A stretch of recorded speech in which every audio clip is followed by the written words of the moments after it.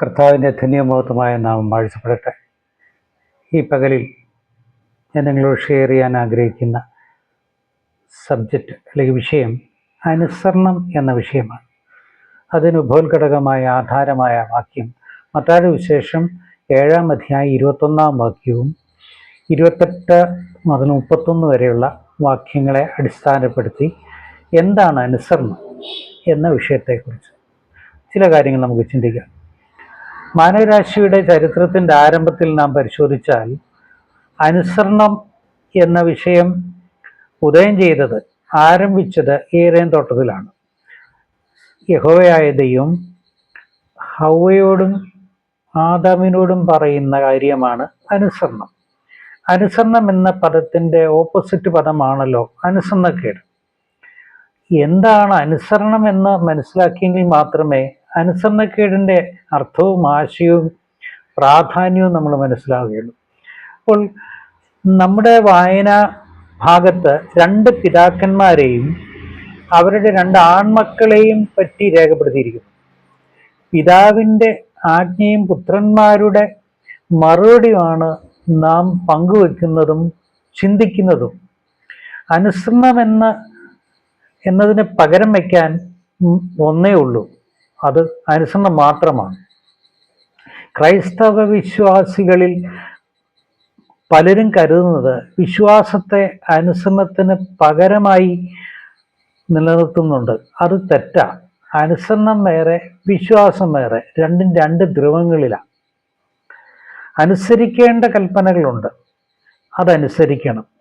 വിശ്വസിക്കേണ്ടതുണ്ട്. നാം വിശ്വസിക്കുകയോ വിശ്വസിക്കാതിരിക്കുകയോ. ജനാധിപത്യ രാജ്യ വ്യവസ്ഥയിൽ നാം ദൈവത്തെ വിശ്വസിക്കാം, വിശ്വസിക്കാതിരിക്കാം, അംഗീകരിക്കാം. ഞാനൊരു മതവിശ്വാസിയല്ല, ദൈവവിശ്വാസിയാണ്. ലോകത്തിൽ ഭൂരിപക്ഷവും ജനവും മതവിശ്വാസികളാണ്, ദൈവവിശ്വാസികളല്ല. മതത്തിൻ്റെ ആചാരാനുഷ്ഠാനങ്ങൾ പാലിക്കുന്നത് എല്ലാം സത്യമാണെന്നും ശരിയാണെന്നും അത് വഴി നിത്യതയിലും സ്വർഗത്തിലെത്താമെന്ന് അനവധി പേർ, കോടാനുകോടി ജനങ്ങൾ വിശ്വസിക്കുമ്പോൾ തിരുവെഴുത്ത് അങ്ങനെ പറയുന്നില്ല. അതുകൊണ്ട് അനുസരണത്തിന് ബദൽ വേറെ ഒന്നുമില്ല, അനുസരണമാണ്.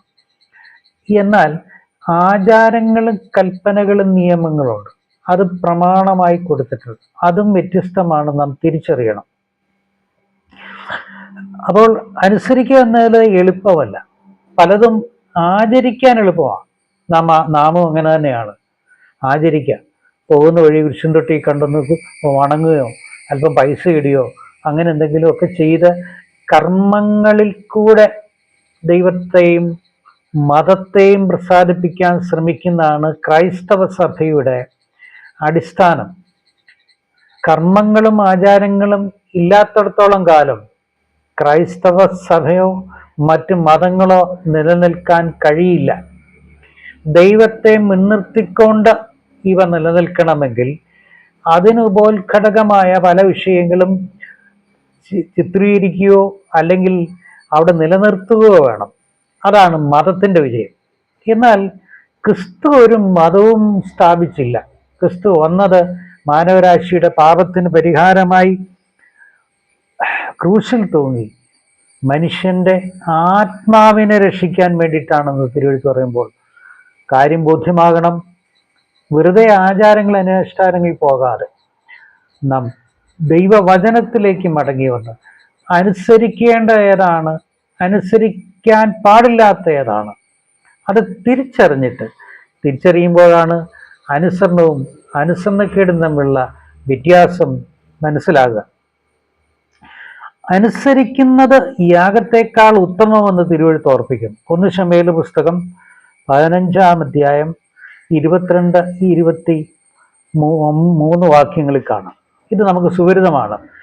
ഇത് അനുസരിക്കുന്നത് യാഗത്തെക്കാൾ ഉത്തമം. അപ്പോൾ യാഗം വേണ്ട എന്നല്ല. പഴയ നിയമവിശ്വാസികളിൽ പ്രത്യേകിച്ചും യഹൂദ മതാനുസാരികളോട് പഴയ നിയമത്തിൽ യഹോവയായ ദൈവം പറഞ്ഞത് യാഗമർപ്പിക്കണം.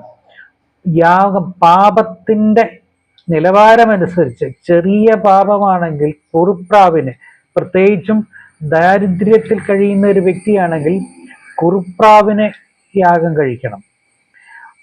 പാപത്തിന്റെ നിലവാരം അനുസരിച്ച്, വ്യത്യസ്തത അനുസരിച്ച് ഏറ്റവും വലിയ പാപം എന്ന് പറയുന്നത് കാളയാണ്, പിന്നീട് ആട്ടിൻകുട്ടികളാണ്. ഇങ്ങനെ പാപത്തിന്റെ സ്റ്റേജ് അനുസരിച്ച് യാഗത്തിന്റെ നിലവാരവും മാറുമ്പോൾ ഇതാ അനുസരിക്കുന്ന യാഗത്തെക്കാൾ ഉത്തമമാണ്. ഇത് പറയുന്ന സബ്ജക്റ്റും സാഹചര്യം നമുക്കറിയാം. 1 ശമൂവേൽ പുസ്തകം ശമൂവേൽ ഒരേ സമയത്ത് തന്നെ 3 റോൾ കൈകാര്യം ചെയ്താണ് തിരുവെഴുത്ത് പരിശോധിച്ച് അറിയാം. ഒരേ സമയത്ത് പുരോഹിതനും ന്യായാധിപനും പ്രവാചകനും ഒക്കെ ആയിരുന്ന ശമൂവേൽ ഒന്നാമത്തെ രാജാവായിരുന്ന ശൗലിനോട് പറയുന്ന വിഷയമാണ് ഇത് അനുസരിക്കുന്ന യാഗത്തെക്കാൾ ഉത്തമമാണ്. അനുസരണമില്ലാതെ യാഗം അർപ്പിക്കാമല്ലോ, അർപ്പിക്കരുത്. പുതിയ നിയമത്തിൽ കാർമ്മികമായ യാഗമില്ലെങ്കിലും എല്ലാ വെള്ളിയാഴ്ച ഉപവാസം അനുഷ്ഠിക്കുന്നില്ലേ? പ്രത്യേകിച്ചും പെന്തക്കോസ്തുകാർ. ബൈബിൾ എവിടെയും എഴുതിയിട്ടുണ്ട് വെള്ളിയാഴ്ച ഉപവാസ പ്രാർത്ഥന ആചരിക്കണമെന്ന്. ഞായറാഴ്ച സഭായോഗം കൂടുന്നു.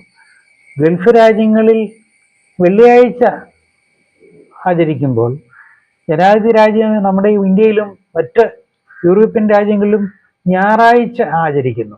അപ്പൊ ദിവസങ്ങളെ പ്രതിയല്ല. അതാണ് കൊലോസ്യർക്ക് പൗലോസ് അപ്പോസ്തലൻ ഓർപ്പിച്ചത്, ഞാൻ നിങ്ങൾക്ക് വേണ്ടി ഓടിയത് അധ്വാനിച്ച വൃഥാവായി.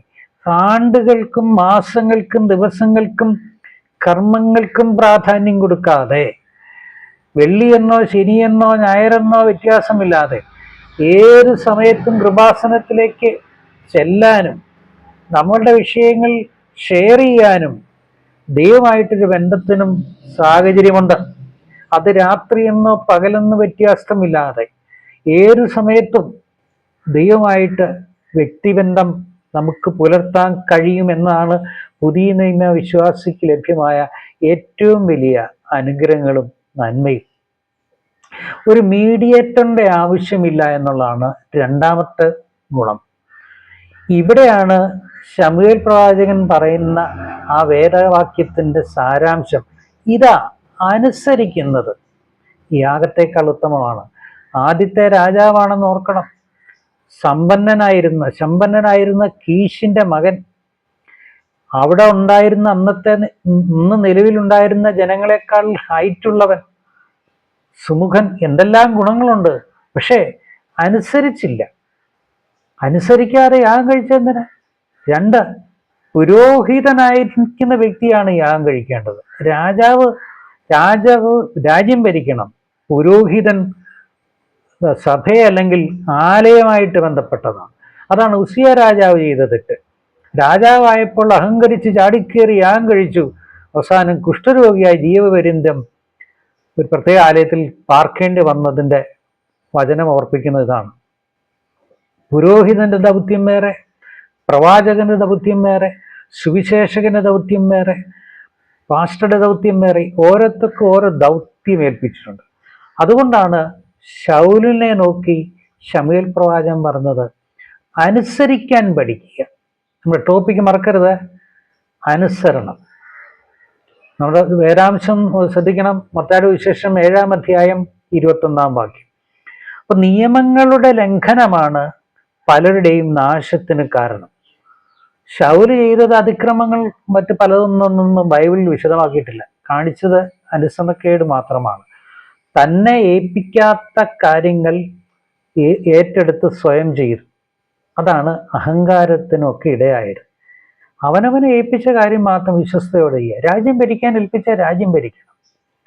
പുരോഹിതന്റെ ദൗത്യം എടുത്തതാണ് ഉസിയായിക്കും ശൗലിനും പറ്റിയത്. അപ്പോൾ നിയമങ്ങളെ ലംഘിക്കാനുള്ളതല്ല, നിയമങ്ങൾ അനുസരിക്കാനുള്ളതാണ്. ചിലരുടെ നിയമലംഘനം ചിലപ്പോൾ സമൂഹത്തിന്റെ തന്നെ തകർച്ചയ്ക്ക് കാരണമാകുന്നത്. ദുഷ്ടന്മാർ ഭയം കൊണ്ടും ശിഷ്ടന്മാർ സ്നേഹം നിമിത്തവും അനുസരിക്കുന്നുവെന്ന് അരിസ്റ്റോട്ടിൽ പറയുന്നത് വളരെ ശരിയാണ്. ആ കാര്യം ഞാൻ ഒന്നുകൂടെ ആവർത്തിക്കട്ടെ. ദുഷ്ടന്മാർ ഭയം കൊണ്ടും ശിഷ്ടന്മാർ സ്നേഹം നിമിത്തവും അനുസരിക്കും.